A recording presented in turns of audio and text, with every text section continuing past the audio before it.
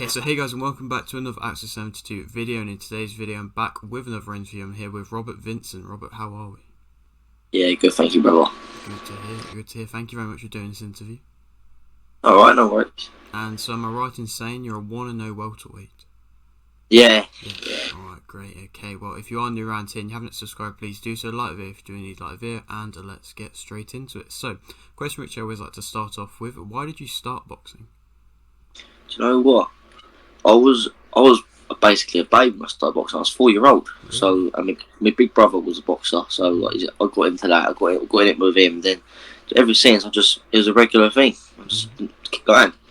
That's great. So you've always had it really in your life. Yeah. That's great. And so, do you remember what happened in your first amateur fight? Oh, do you know what? I think my first amateur fight. I think it was a skills fight. I think I was only 11-year-old. I think Really? 11-year-old. Yeah. And then then after that, a few skills fights, I had the experience to go for proper belts, little belts, and then I just kept going, and then I won a schoolboy title, and then that's when it realised, oh, I'm capable of a lot more, and that's when I just got on it hard. Then I just stopped going out with my mates, then I just training. Definitely. And was that kind of schoolboy title the biggest achievement in your amateurs, or did you end up getting anything else? No. I won a few titles. But not back in my head though. I think I won a couple of nationals. I think schoolboys I won. Won the Londons a few times. But yeah, just apart from that, I mean, I had to have a break from boxing because obviously personal stuff, and then I got back into it, and then I went to Scotland, fought in Scotland, won in Scotland, and sorry, pop up. And then it was hard to get me fights. So I've had so many amateur fights, and it was hard. Then the interest stopped. I thought, hold on a minute. I mean, I this is my personal opinion. Personally, I mean, I'm gonna fight without head guard, right? And I thought, wouldn't it be easier if I just train with the pros and see how I get on turning pro? That's what I thought personally. Then I was on board about it. I had a good think about it. I had a few senior things. I had 2 senior fights. Won them. But then I don't know. I mean, I felt like the interest was going out of them. No more. And I'm 18. I'm still a child really to the pro game. But when I proved myself, I won the fight. So I want to see how far I can go with it. Definitely. Yeah. And so, I mean, you've had that one kind of professional fight, and do you think you performed well in it? Do you know what? I done better than I thought I was gonna do. Yeah. I mean, the fact that I thought he was a strong cunt. Sorry my language. Sorry. And he caught me in the side of the mouth, and I thought, oh, what's going on there? He's punched me. I'm gonna get knocked out in a minute. But no, I was on my feet. I was in and out, hitting a few shots, in and out, just picking him off, just to get to the drift of things. And then I was gonna come back and learn on what I didn't do right. And now I'm lifting the weights and getting stronger now because I'm 19 next Monday, so man strength is coming in soon, hopefully. So give myself a head start. Do you know what I mean? Definitely. And so, I mean, going into that kind of debut fight, were you really kind of feeling the nerves, or not really? Yeah, it's the nerves. And I had my hometown. Yeah, most of them was there, and I mean, honestly, even my manager Richard, he couldn't believe it. The man, basically, my whole hometown was there. So I had a lot to prove because my name's like a big name in where I live at. I had something to prove that day. So when people say, "Oh, you got to prove yourself," but in the back of my head, I had to prove them that I am what I say I am. So I did, and it's got to keep going now. Do you know what I mean? Definitely, you got a kick on now, and I mean, you definitely did showcase to all of that. But when do you think you'll be back fighting again? February 11th. February 11th. That's my next one. Okay, not too far away. So you're trying to have an active 2023. Yeah. Definitely, that's great. And so, for anybody who's watching this that might have not seen your debut fight, what would you say kind of makes you interesting as a fighter? I mean,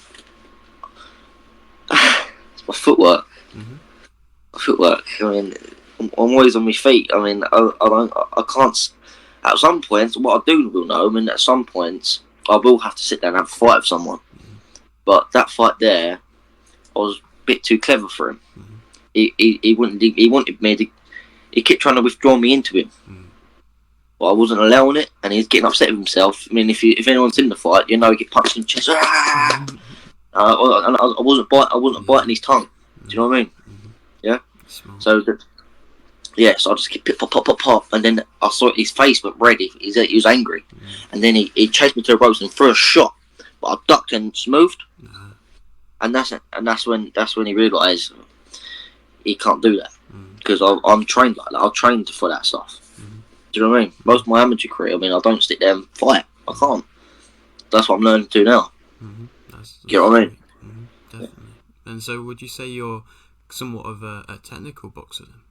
Oh yeah, no, yeah. I'm a technical boxer. I can't brawl because that makes me tired. Believe it or not, me moving about is more comfortable for me. Yeah. And normally moving about you get tired, but on my end I don't. Me sitting there and brawling, pop, pop, pop, pop, pop. That's what gets me tired. You know what I mean? So I'm just like the pop move, 1, 2, move. Do you know what I mean? I'm a mover. Yeah.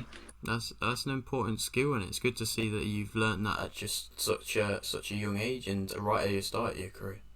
Yeah, I know. Great. And so, going back to a prior answer, you said you've been fighting in boxing since about 5, really. Yeah. And so, what would you say kind of keeps you motivated to carry on going through the sport? You know, it's just a. People say there's motivation and there's routine. My body's setting a routine. If I don't train like I should do, I go into a mentally disrupt. If you know what I mean. I can't rest. I feel fat. I mean, so I've got to do something just to give myself a rest. Now, I've been like that since I was age 10. Do you know what I mean? And obviously, people say, where'd you get motivation to go to?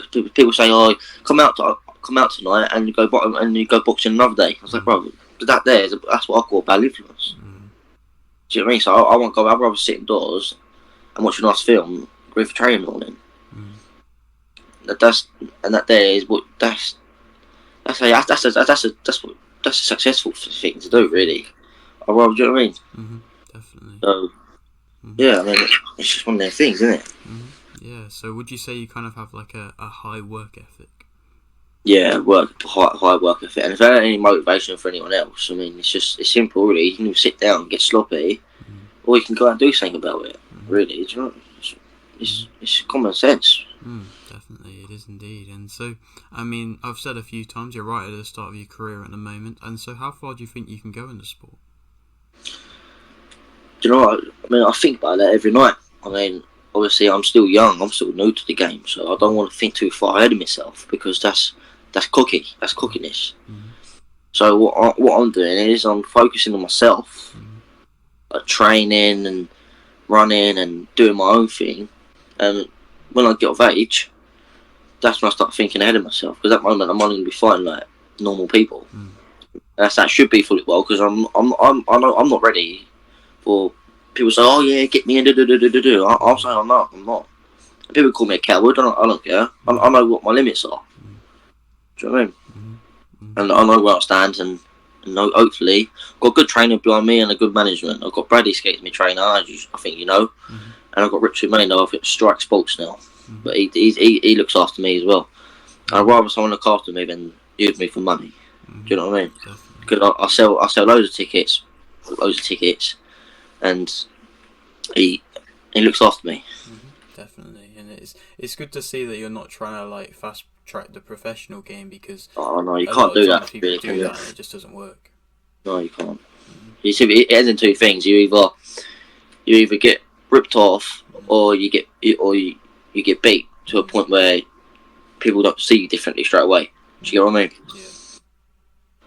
Yeah, it's tough, but it's good to see that you're finding the kind of good balance in between that. And so I'll leave with this final question, which I always like to ask. You've got a little bit of a platform here. Would you like to shout anything out? Sorry, like shout out like what, like? Like your sponsors or your coaches or Oh your yeah, friends yeah, or yeah. I anything? mean, I've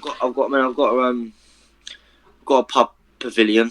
I've got a few roofing companies, Pavilion Roofing, um, and Roxy Golf Course. They're on about sponsoring me because I do golf, as you can tell. Mm-hmm. And I just want to say thanks for your time, brother. Mm-hmm. Yes, definitely. It's a pleasure, mate. And maybe a little bit further along down the line, we can come back and do return interview. Oh yeah, 100%. Yeah, yeah, yeah. Definitely, that's great. Okay, well, if you are new around here and you haven't subscribed, please do so. Like the video if you do need like the video, and thanks for watching.